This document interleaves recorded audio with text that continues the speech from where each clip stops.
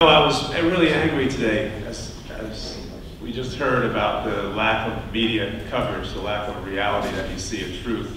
And I opened up the paper, I don't know if it was the LA Times or the Wall Street Journal, but it was talked about an article about the BBC article about what is going on right now today in Syria and the horrible violence that's going on. And there was no mention of the U.S. role.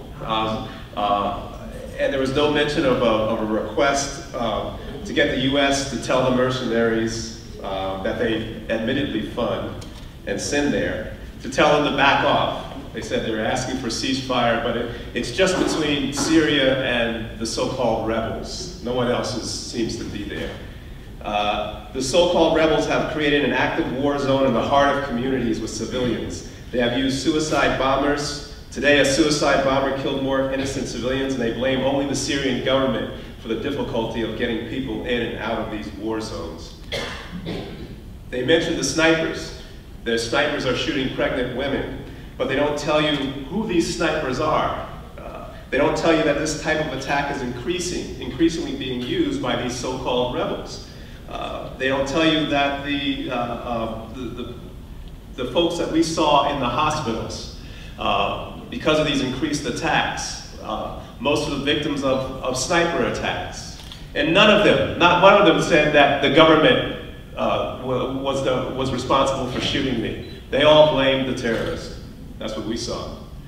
They stated in the BBC article that people are starving in this one war-torn zone and blame the government. But they don't mention the massive amounts of shelters and schools converted into housing where families victimized by these war zones receive free food, education, and a safe place for children.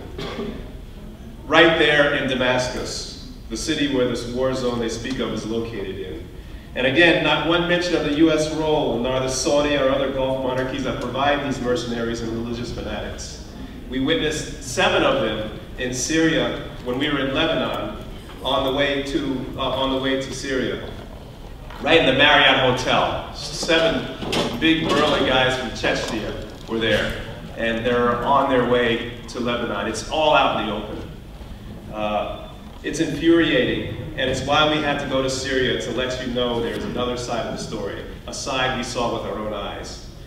We saw another story, we saw another point of view about the government institutions, that one that is committed to the well-being of the Syrian people. Not just the difference between, that's my phone. That is embarrassing. Okay, when we went to, just going from Lebanon, we were at a conference in Lebanon. I'm not going to talk, everybody's going to talk about other things, so I'm not going to get into much detail, but we went from a conference in Lebanon and we were going to Syria. As we were driving through Lebanon, there was a big difference between seeing the streets and the roads and the damage in the roads and things, and then once you get into Syria over the border, you see 6-lane highways, you see lights, you see everything beautiful. Almost looks like there was no problem, but then you hear the mortar attacks, you hear the war going on.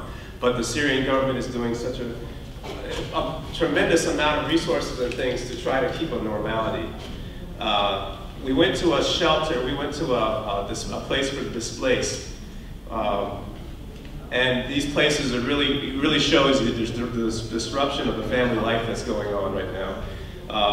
Most classrooms throughout the building were divided in 2 to accommodate families of sometimes 8 or 10 members in the schools. The conditions were orderly and clean, but crowded. Placing displaced families in schools meant that students have to be relocated and doubled up. But the proudest achievement in Syria is that schools have reopened across the country in September, despite the war. And in addition to offering emergency housing, the facility we visited provided a secure food source and medical care, plus classes, so children's lives had structure and continuity and playgrounds. Syria has full literacy and the highest education level in the region. Free education is guaranteed, including graduate student studies and medical schools. We visited a classroom in the school's basement where children were receiving new backpacks with school supplies, and printed on each bag was the slogan in Arabic, "Education is my right." The children received these bags very proudly. But the war is everywhere. It's in every city. You could hear it. In spite of the cooperation by Syria to eliminate its chemical weapons, Secretary of State Kerry has said that the U.S. will increase armed deliveries to the more than 1,200 bands of mercenaries that make up the opposition to the Syrian government. There was, just to go back to the Lebanon case, Sarah Flounders was supposed to be here, but she had a family crisis. But she had an incident when we're waiting for the conference, and she was downstairs getting some coffee, sitting on the couch at the Marriott Hotel.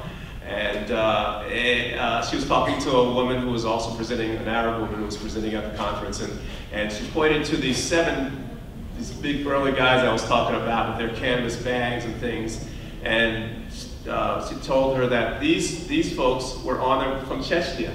They were on their way right into Syria to fight, all out in the open. At the school we visited, we saw displaced families. We saw one young girl trying unsuccessfully to hold back her tears. Why? Because her father was kidnapped. He was kidnapped, and they were told that $25 million ransom was what would be needed to not have her father killed. We saw another person whose brother was taken by the rebels, and they asked for 2 million Syrian pounds. And he said, and the brother, after they paid the money, they still didn't return, and they said he had to join the rebel forces, the so-called rebels. He didn't do that. He joined the Syrian army instead, but the terrorists burned his house down because of that. We saw some folks. We saw this one father who said, you know, we had a lot of freedom before Obama. He said, we're going to defend ourselves to the last man standing. Now, the U.S.-led sanctions against Syria have prevented deliveries of essential medicine for children. One father told us that his child, who was about up to my knee, suffered from a growth hormone deficiency that was treated with a drug provided free by the government. But because of these horrible sanctions against Syria, it's in short supply, and it's probably going to run out soon. But there is a fierce resistance, not only from the soldiers, Syrian army, the soldiers. This is a fierce resistance from the communities that are being attacked, from the people themselves. At a military hospital, we spoke to one retired man from a neighborhood defense unit recovering from a sniper wound. Most of the wounded were recovering from sniper attacks, which is a daily reality. These sniper weapons are sophisticated weapons. The U.S. supplies through Saudi Arabia, Turkey, and Jordan. They make these sniper attacks a growing problem. Some of these weapons are remote control. They include heat-seeking and motion detection technology. The Syrian youth at we went over to the Mount Cassion, skipping around here, and we as part of the resistance, we saw these, it reminded me of the Occupy forces. You know, they had the tents and things. There were a lot of young people out there, but their campaign was called Over Our Dead Bodies. They were on this Mount Cassion. And that's where all a lot of the towers are, the communication towers, the Syrian communication towers. And that was bombed by Israel a couple times before. So these young people decided, they said it would be about 1,000 during the day and about 100 at night to stay overnight. And they decided to stay there to protect this important resource of Syria, to allow communication to be there. And the campaign is Over Our Dead Bodies. So you're going to bomb, and you're going to have to kill us when you do it. That's the kind of determination that's out there. And there was another story, another Sarah story. Sarah and I were trying to do an interview with WBAI Pacifica Station while we were on the mountain. And we were worried about cell phone connection, and she said, oh, we were right next to the big towers of the cell phone connection, so we got cell phone connection, we got the interview done, and before we got down from the mountain, it was already, these young folks had already put it on Facebook. So they're very, very capable folks. So I'm going to kind of hit here, when talking about hate and hating humanity. When you're a part of running and maintaining a capitalist system based on the maximization of profit as the single most important thing on earth, then human beings will constantly be an obstacle to that goal. You'll begin to hate humanity in spite of your also being human. How else could you explain the desire for the destruction of our human history, as we saw in Iraq with the destruction of some of the earliest records documenting the human experience? Several Syrians described the horrendous conditions in the major industrial cities of Aleppo near the Turkish border in the north. The so-called rebels have held half of Aleppo for months. Both Aleppo and Damascus are considered among the oldest continuously inhabited cities in the world. Large parts of old Aleppo, even sites are 4,000 years old, have been destroyed by car bombings and lootings. This disgust for humanity by the imperialists is why we have to see U.S. imperialist war as what it truly is and represents, the greatest enemy of humanity. And we must fight tooth and nail, keeping that in mind. And how do we do that? By disarming the main propaganda tool by the United States, and that is the marginalization and isolation of its targets. The U.S. demands that any government in Syria not include its president and include only the terrorists who are eating hearts and kidnapping children. The U.S. demands regime change in Syria while having relations with every absolute monarch in Saudi Arabia, Qatar, and more. Syria is the last secular state in the region, and this was stressed by both President Assad and the Grand Mufti of Syria, who allowed us much of their time to ask any questions we liked. They both expressed tremendous pride in a society that gives an individual rights to all society, individual rights to all those in society, not based on their religion or ethnicity, but simply on their humanity. The U.S., on the other hand, uses religion and ethnicity to divide and conquer, as they've done in Iraq and Afghanistan. We must not let them use the demonization of President Assad for the purpose of isolating Syria, for the purpose of war and conquest. In Syria, everywhere we went, there was enormous interest in meeting anti-war activists from the United States. We hoped our visit would help build their confidence that Syria is not isolated in the world or even in the United States. But way before we came, many people had already contacted the Syrian American community and heard firsthand about the demonstrations in New York Times Square, Los Angeles, Chicago, Washington, and the large Syrian demonstrations of the Syrian American communities in Allentown, Pennsylvania, and Dearborn, Michigan.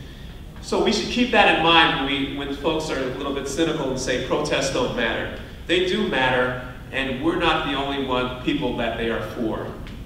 The community came out here so confidently to oppose U.S. war, the Syrian community. It was led by forces like the Arab Americans for Syria. And also the response of the general population here was ahead of the anti-war movement. Nancy Pelosi said 95% of their constituents were against the war. Their reasons? They said the struggle here is for jobs, health care. But they just cut $40 billion from food stamps just recently.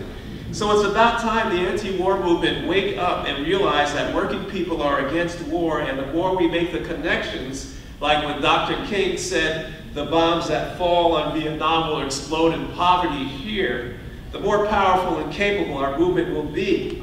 It shows the potential power of our working class. We just need to tap into that by speaking the language of jobs, not war, pensions, not war. It's time to act. And I know I must. I was given an order while in Syria, and let me explain that. While we were watching the children getting their backpacks and things like that, there was a child in line, a little girl, and she was kind of giggling and really shy, and her eyes down and things like that. And like most children, you know, that are shy. But behind her, there was a little girl who was looking at me straight in the eye, as if to say, you had better do something about this. You had better change this situation. And so I don't know what family member of hers, I don't know how, had been lost and what she had been going through because of this horrible war by the U.S., led by the U.S. But I know that I must do what she said. And I know we must do all we can to fight imperialist war, any U.S. imperialist war. I must do it, we must all do it. Thank you.